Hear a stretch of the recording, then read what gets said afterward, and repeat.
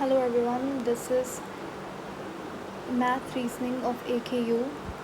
ये कुछ practice questions हमारे पास। शुरू करते हैं हम लोग क्वेश्चन नंबर 1 से। इस क्वेश्चन के अंदर वो कह रहा है कि हमारे पास ये आपको एक इक्वेशन गिवन है x² + 4x k + 64।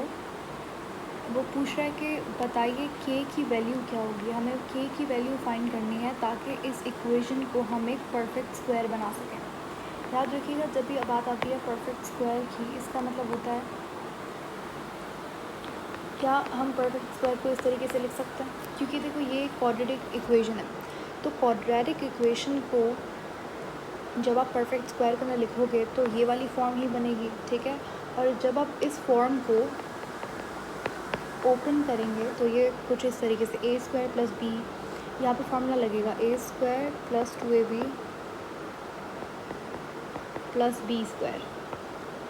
यहाँ तो बात समझ आ गई। अब ये हमारे पास परफेक्ट स्क्वायर है और ये हमारे पास गिवन इक्वेशन है। इन दोनों को हम करते हैं कंपेयर। हमें फाइंड करनी है k की वैल्यू, ठीक है। अच्छा, अब यहाँ पे ये हमारे पास a है हमारा, this is b and this is c, ठीक है। अब a क्योंकि सेम है तो आप a को नहीं कंपेयर करेंगे, हम बेसिकली यहाँ पर k को कंपेयर करेंगे। आइए b को b से कंपेयर करते हैं। 4xk = 2xa, ठीक है। अब 2xa = 4xk लिख दो, बात देखिए सही हो गया। अब हम यहाँ पे हमने b को कंपेयर करें, इसी तरीके से हम c को कंपेयर करें तो क्या होगा, 64 = a², ठीक है। अब इसको फर्दर आप सॉल्व करो क्योंकि हमें चाहिए k की वैल्यू, लेकिन प्रॉब्लम यहाँ पे ये है कि यहाँ पर दो वेरिएबल्स हैं, एक x और एक a। एटलीस्ट आपके पास इन दोनों में से एक की वैल्यू तो प्रेजेंट होनी चाहिए। चले a की वैल्यू हम इससे निकाल सकते हैं, राइट।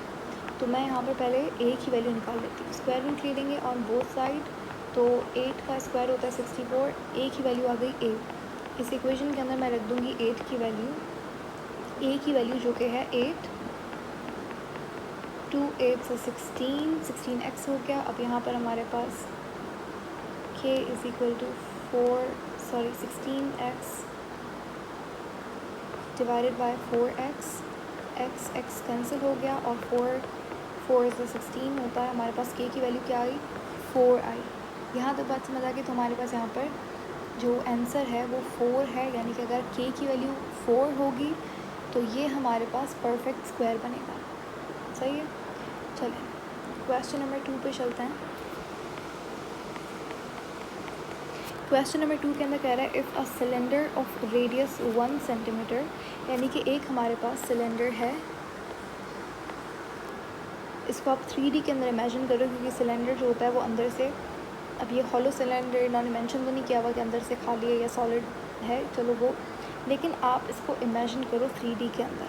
एक आपके पास सिलेंडर है जिसका जो रेडियस है वो है 1 सेंटीमीटर, ठीक है, एंड हाइट 2 सेंटीमीटर और was made from a rectangle. इसका मतलब ये है कि जो सिलेंडर है उसकी हाइट हमारे पास कितनी है, 2 सेंटीमीटर है, और जो रेडियस है इसका वो 1 सेंटीमीटर है। ये सिलेंडर बना है एक रेक्टेंगल से।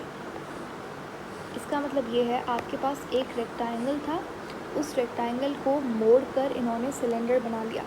इस रेक्टेंगल की हाइट जो है वो 2 सेंटीमीटर थी, तभी जाके सिलेंडर की हाइट भी 2 सेंटीमीटर हुई है, ठीक है। अब यहाँ पे वो पूछ क्या रहा है, पूछ रहा है कि बताइए लेंथ क्या होगी, यानी कि ये कितना होगा, लेंथ क्या होगी रेक्टेंगल की। अब यहाँ पे थोड़ा सा दिमाग लगाओ और सोचो कि अच्छा इन दोनों की हाइट सेम है, क्योंकि रेक्टेंगल को मोड़ कर ही हमने सिलेंडर बनाया है, ठीक है।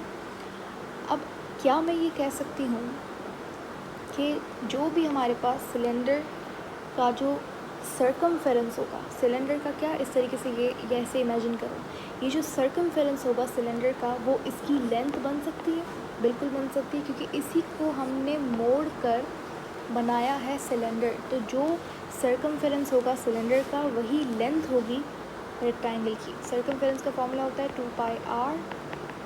2πr की वैल्यू हमारे पास गिवन है 1 और ये हो जाएगा 2π। पाई की वैल्यू होती है 3.142। मल्टीप्लाई कर देंगे दोनों को तो हमारे पास आंसर आ जाएगा 6.28। तो ये हमारे पास सर्कमफेरेंस होगा, इसका मतलब ये रेक्टेंगल की हमारे पास जो लेंथ होगी वो भी 6.28 सेंटीमीटर होगी। होपफुली आपको ये सवाल बहुत अच्छे से समझ आया होगा। नेक्स्ट वीडियो के अंदर मिलते हैं दूसरे क्वेश्चंस के साथ।